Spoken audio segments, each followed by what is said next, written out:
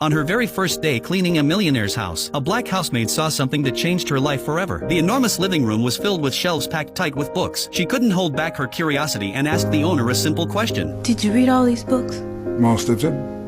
Why? His answer made her realize something powerful. Knowledge could truly change a person's destiny. That night, when she got home, she turned off the television. She sat down and made a learning plan for her children. She told them they had to finish 2 books every week, and on weekends they needed to write a report about what they had read. If you use that time to develop your God-given gifts, wouldn't be long before folks was watching you on TV. Those words sank deep into her son's heart. From then on, a boy named Carson studied late into the night, but even with all his effort, he was still at the bottom of the class. When his teacher asked how many questions he had answered correctly on the exam, he whispered, "None." The classroom erupted with laughter. Carson lowered his head in shame. Every day after school, he avoided his classmates so he wouldn't face their stares, but the teasing never stopped. Finally, he lost his temper and got into a fight. He was sent to the principal's office. When the principal demanded an explanation, Carson said it was an accident, but no one believed him. The principal pulled out his report card and handed it to his mother. It was filled with nothing but D's and F's. He warned her that if things didn't change soon, the school would have no choice but to expel him. On the way home, Carson was overwhelmed with guilt. He promised his mother he would never fight again, but when it came to grades, he wasn't so sure. He had already tried his hardest, and maybe his classmates were right. Maybe he really was dumb, but his mother looked him in the eyes and said firmly, "You're not dumb, my son. You are smart. You just haven't used your intelligence yet. But if you keep these grades, you'll spend your whole life scrubbing floors in a factory." Her words shook Carson to the core. He vowed to change, to prove himself to his mother. Yet no matter how hard he worked, his grades didn't improve. Then one day, his mother noticed something strange about the way he read. She soon discovered the truth. Carson was severely nearsighted. She didn't hesitate. She broke open her savings and bought him his first pair of glasses. For the first time, the words on the board came into focus. For the first time, his eyes locked onto the pages of his books. Slowly, his grades began to rise. The day he finally passed an exam, his mother's joy was beyond words. From that moment on, Carson started to love learning. He read late into the night at the library. He read in his dimly lit bedroom. He even read in the bathroom at home. Anywhere he could, he studied. Soon, his grades improved dramatically. When he brought home his very first A, he rushed home after school, eager to share the joy with his mother. But she told him calmly, "If others can do it, you can too, and you can do even better." Those words became his driving force. Carson pushed himself harder than ever. The first time he stood at the front of the class to be praised by his teacher, he felt something he had never experienced before. It lit a fire inside him. As time passed, his hunger for knowledge only grew. He became fascinated with everything, even a simple pebble on the ground. His curiosity drove him to read every book he could find about rocks. That curiosity paid off one day in science class. The teacher held up a black stone and asked if anyone knew what it was. The room was silent. Then Carson raised his hand. "It's obsidian," he said, and went on to explain how it formed. His explanation was so detailed that even the teacher learned something new. From that day on, his classmates saw him differently. After class, the teacher showed him a microscope